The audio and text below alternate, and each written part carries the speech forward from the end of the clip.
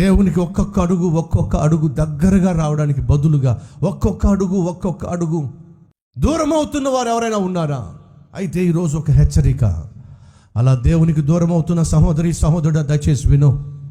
ఎంత త్వరగా నువ్వు దేవునికి దగ్గరగా వచ్చేస్తే అంత మంచిది. దేవునికి ఒక్కొక్క అడుగు దూరం అవుతున్న నువ్వు ఎంత త్వరగా నీ తప్పును ఒప్పుకొని పశ్చాత్తాపడి దేవుని దగ్గరికి వచ్చేస్తే మంచిది. ఎందుకని? మరణము కాచుకొని కూర్చుంది, చావో శిక్ష కాచుకొని కూర్చుంది.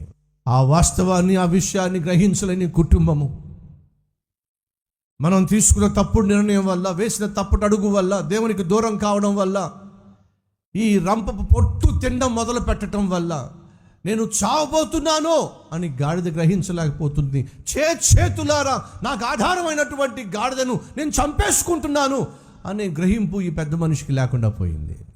చేతులారా నీ జీవితాన్ని నాశనం చేసుకుంటున్నావు. చేతులారా నీ కుటుంబాన్ని నాశనం చేసుకుంటున్నావు. చేతులారా నీ బ్రతుకు నాశనం చేసుకుంటున్నావు. ఒక్కొక్క రోజు ఒక్కొక్క అడుగు దేవునికి దూరంగా వేయటం వల్ల. భర్త చనిపోయినప్పుడు నయోమి పశ్చాత్తాప పడి ఉన్నట్లయితే 2 కొడుకుల్ని కాపాడుకోగలిగేది. వింటున్నారా ఫ్రెండ్స్? ఈ లోకంలో ఏ ఒక్కడు పరిశుద్ధుడు కాదు, పుణ్యాత్ముడు కాదు. ఏ భేదము లేదు, అందరము సమానంగానే దారి తప్పాం. ఏ భేదము లేదు, అందరం కూడా దేవునికి వ్యతిరేకంగానే జీవించాం. నీతిమంతుడు ఒక్కడు కూడా లేడో బైబిల్ సెలవిస్తుంది. ఈ లోకంలో ఉన్నటువంటి వారిలో 2 తెగల పాపులు. ఒకళ్ళేమో దొరికిన వాళ్ళు, రెండోదేమో దొరకని వాళ్ళు. అంతేనండి. నా మాట మీకు అర్థమైందా? ఈ లోకంలో 2 రకాల పాపులు. ఒకళ్ళేమో దొరికిన పాపులు, మరొకరేమో దొరకని పాపులు. ఆ రోజు వ్యభిచారం చేస్తూ ఆ స్త్రీ పట్టబడింది. పట్టుకున్న వాళ్ళు సంబరంతో వచ్చి ఆమె నిలబెట్టి, యేసయ్య ఎదుట నిలబెట్టి అంటున్నారు, బోధకుడా, వ్యభిచారం చేస్తూ పట్టబడిన స్త్రీని రాళ్లతో కొట్టమని ధర్మశాస్త్రం లిఖించబడి ఉంది కదా, కొట్టేస్తాం, చంపేస్తాం. అప్పుడు యేసుక్రీస్తు అన్నమాట ఏంటో తెలుసా? మీలో పాపము చేయనివాడు, పాపము లేనివాడు మొదట ఆమె మీద రాయేయండి అని అంటే, పెద్దవాడు మొదలుకొని చిన్నవాడు వరకు ప్రతి ఒక్కడు వారి చేతిలో రాళ్ళు విడిచిపెట్టేయాల్సి వచ్చింది. కారణం తెలుసా? ఆమె దొరికిన పాపి, వీళ్ళేమో దొరకని పాపులు. అంతేనండి. ఈరోజు నువ్వు దొరకకుండా తప్పించుకుని తిరుగుతున్న పాపిష్టివాడివి. దొరికిన దొంగకి శిక్ష ఎక్కువ, దొరకని దొంగకి శిక్ష ఎక్కువ. అది కూడా తేల్చేద్దాం. దొరికిన దొంగకి శిక్ష ఎక్కువ అంటారా, దొరకని దొంగకి శిక్ష ఎక్కువ అంటారా? ఏమంటారండి? అర్థమయ్యే భాషలో చెప్తా మీకు. 2 దొంగతనం చేస్తున్నారు ఒక ఇంట్లో. ఈ లోపల అదే ప్రాంతంలో గస్తీ తిరుగుతున్నటువంటి పోలీసు వాళ్ళు వెళ్తూ ఉంటే, ఈ దొంగలు పారిపోవాలని చెప్పేసి పరుగులు తీస్తూ ఉంటే పోలీసు వాళ్ళు కూడబడ్డారు. అలా 2 దొంగలు పరిగెడుతున్నారు, పోలీసు వాళ్ళు కూడబడుతున్నారు. ఒకడేమో ముందుకు పడిపోయాడు, దొరికిపోయాడు, వెంటనే దొరికిపోయాడు. వాడిని పట్టున్నారు, మొట్టికాయలు వేశారు, 4 దెబ్బలు వేశారు. ఒకడు మాత్రం మన టైపే. ఏ టైపు? మన టైపే. దొరకకుండా ఆ సందులోకి వెళ్ళాడు, ఈ సందులోకి వెళ్ళాడు, ముందుకెళ్ళాడు, రైట్కి వెళ్ళాడు, లెఫ్ట్కి వెళ్ళాడు, తిన్నగెళ్ళాడు. వెనకాల వస్తున్న పోలీసు వాళ్ళని పాప ముప్పు తిప్పలు పెట్టి 3 చెరువులు నీరు తాగించాడు. ఎలా? దొరకకుండా. అయినా పోలీసు వాళ్ళు వదిలిపెట్టకుండా వాళ్ళు ముక్కుతూ మురుగుతూ అలసిపోయినా సరే పరిగెడుతూ ఉన్నారు. ఆఖరికి ఒక అరగంట సేపు వాడు అడిదిప్పి ఇడిదిప్పి ఆఖరి దొరికిపోయాడు. ఇప్పుడు నా ప్రశ్న ఏమిటంటే, వెంటనే దొరికిపోయిన వాడికి దెబ్బలు ఎక్కువ, ఇప్పుడు దొరకకుండా అడిదిప్పి దొరికాడు చూసారా, వాడిని ఎక్కువ తోముతారా? మీరే చెప్పండి. తోడు కార్యక్రమం ఎవరికి ఎక్కువగా ఉంటుంది? ఏమంటారు? దొరకకుండా తిరిగి తిప్పలు పెట్టిన వాడికిగా తోడు కార్యక్రమం ఎక్కువ. ఇక చూడండి వాళ్ళు ఏం చేశారండి, తోమేశారండి. అంటే అర్థం తెలుసా? ఎవడైతే దొరకకుండా దేవునికి దూరంగా పరిగెడుతున్నావో జాగ్రత్త. శిక్షను పెంచేసుకుంటున్నావు. నీ మీదకు వచ్చే శిక్షను పెంచేసుకుంటున్నావు. తప్పు చేసిన ఈ కుటుంబం వెంటనే తప్పు తెలుసుకుంటే 3 బ్రతికేవాళ్ళండి. భర్త చచ్చిపోయినా సరే నయోమి తప్పు తెలుసుకోకపోవడం వల్ల, కనీసం భర్తను పోగొట్టుకున్నప్పుడైనా వెంటనే పశ్చాత్తాపడితే, అయ్యో వినండి, 2 కొడుకుల్ని కాపాడుకునేది. పెద్ద కొడుకు చచ్చిపోయిన తర్వాత ఏమిటి ఒకరి తర్వాత ఒకరు చచ్చిపోతున్నారు? ఏం జరిగింది? దేవుడు లేకుండా, దేవుని పర్మిషన్ లేకుండా, దేవుని సన్నిధి లేకుండా, చిత్తము లేకుండా పరుగు తీసుకుంటూ వచ్చేసారు. మీరు తప్పు తెలుసుకుని, బాబు ఒరే నువ్వు ఒక్కడన్నా ఉన్నావురా, వెళ్ళిపోదాం పద అన్న నాన్న తీసుకునే నిర్ణయం సరైనది కాదు. ఇప్పటికి ఇద్దరిని పోగొట్టుకున్నా, నిన్ను కూడా నేను పోగొట్టుకోలేను రా, వెళ్దాం పద అని కనీసం అప్పుడన్నా వెంటనే తన తప్పు తెలుసుకొని బెత్లెహేముకు వచ్చేస్తే ఒక కొడుకునన్నా కాపాడుకునేదండి. అప్పటికి తప్పు తెలుసుకోవాలా, ఫలితం ముగ్గురిని పోగొట్టుకుంది. దేవునికి దూరం అవుతున్నావా? జాగ్రత్త, ఒక్కొక్కరిని పోగొట్టుకుంటా. ఈరోజు ఎంతమంది ఆ విధంగా ఒక్కొక్కరిని పోగొట్టుకోవాలా? అప్పుడు మీలో కొంతమంది అనొచ్చు, భలేవాళ్ళు బ్రదర్, ఒక్కొక్కరిని పోగొట్టుకోవడం ఏమిటి, నిక్షేపంగా అందరం ఉన్నాం, కానీ ఏం లాభం చెప్పు. ఇప్పుడు నువ్వేం పోగొట్టుకున్నావు తెలుసా? నీ ఇంట్లో నీ భార్య ఉంది, నీ బిడ్డలు ఉన్నారు, కానీ శాంతిని పోగొట్టుకున్నావు, సమాధానం పోగొట్టుకున్నావు, నెమ్మదిని పోగొట్టుకున్నావు. తినడానికి తిండి ఉంది, ఉండడానికి ఇల్లు ఉంది, కట్టుకోవడానికి గొడ్డలున్నాయి, కానీ గుండెల్లో నెమ్మది లేదు. ఏం లాభం?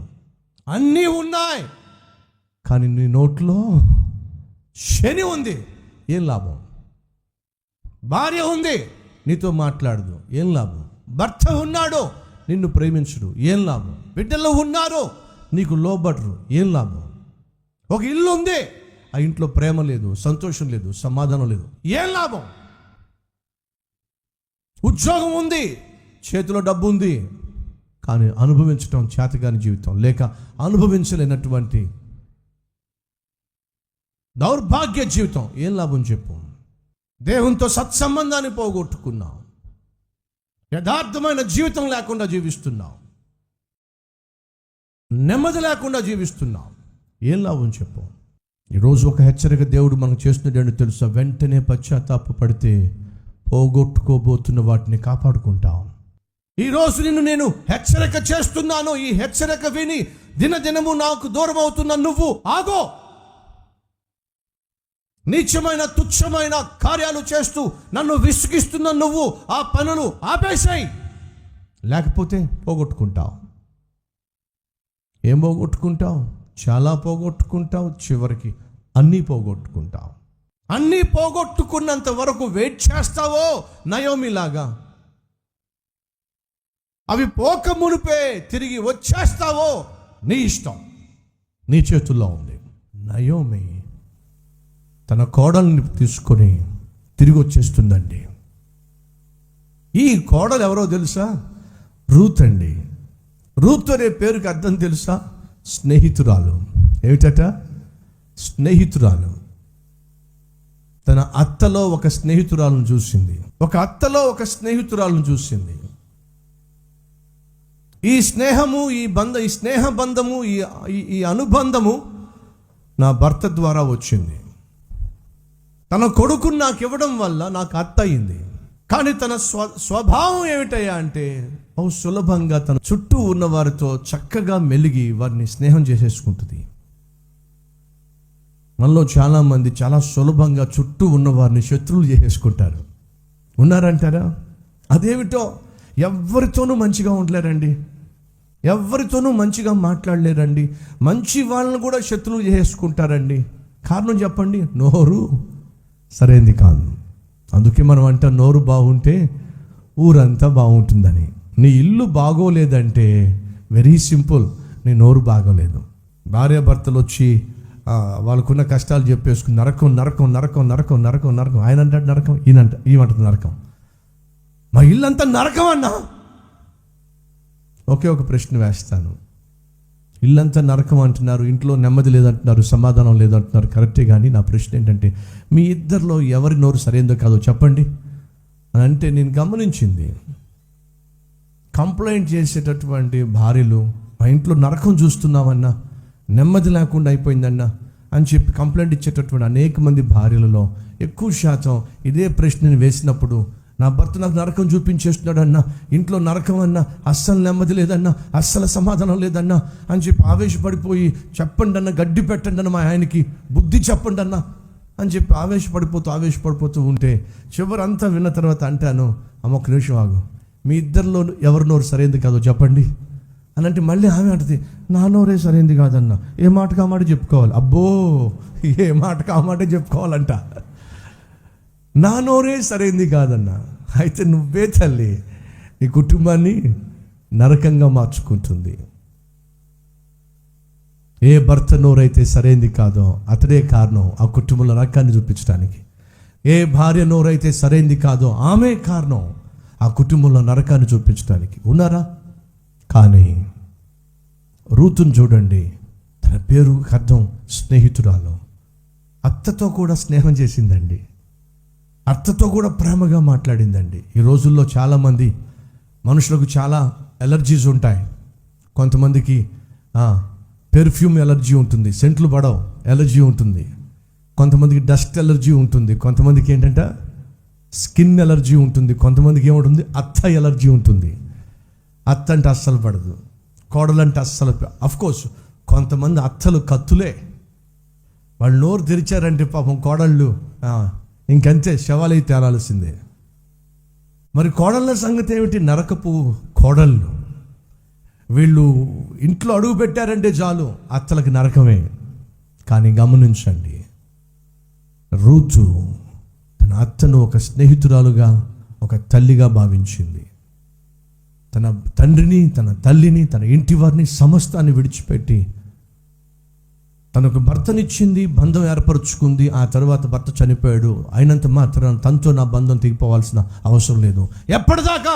ఆమె చచ్చిపోయేంత వరకు, నేను చచ్చిపోయేంత వరకు ఆమె నాకు అత్త కాకుండా పోదు, ఆమెకు నేను కోడల్ని కాకుండా పోను. అత్త, నీతోనే వస్తా, నువ్వు ఉన్న చోటే నేను ఉంటా. నీ ప్రజలే నా ప్రజలు, మీ వాళ్ళే నా వాళ్ళు. కొడుకు పరుగున ఇంట్లోంచి బయటకు వచ్చి వాళ్ళ నాన్న వస్తూ ఉంటే, డాడీ డాడీ డాడీ, ఏంట్రా ఇంటికి బంధువులు వచ్చారు డాడీ. అవునా, ఎవర్రా? నువ్వే వచ్చి చూడు డాడీ. సరే వచ్చి చూస్తా కానీ ఇంతకీ చెప్పులు లోపల ఉన్నాయా బయట ఉన్నాయా? చెప్పులన్నీ లోపలే ఉన్నాయి డాడీ. అయితే వాళ్ళందరూ కూడా మమ్మీ తరఫోళ్ళరా అని చెప్పి అన్నాడు. ఎందుకు డాడీ? మమ్మీ తరఫోళ్ళు అయితే దర్జాగా వచ్చేసేయచ్చు లోపలికి, అదే మనోళ్ళు అయితే చెప్పులు బయట, మనుషులు బయట. నిజం అంటారా? కొంతమంది జీవితంలో ఇది వాస్తవం అంటారు. ఒకసారి ఆలోచించండి. కోడలు అంటుంది, అత్త నీ వాళ్ళు నా వాళ్ళు. చాలామంది కోడలు దాన్ని అస్సలు ఒప్పుకోరు. నయోమి ఒక చక్కని మాట రాయబడి ఉంది, తను నాతోనే ఉండాలి అని నిర్ణయం తీసుకున్నప్పుడు ఆమెకి మాట్లాడలా. సరే, నా వాళ్ళే నీ వాళ్ళైతే నువ్వు నా దానివి, కలిసే వెళ్దాం, కలిసే ఉందాం, కలిసే నివసిద్దాం.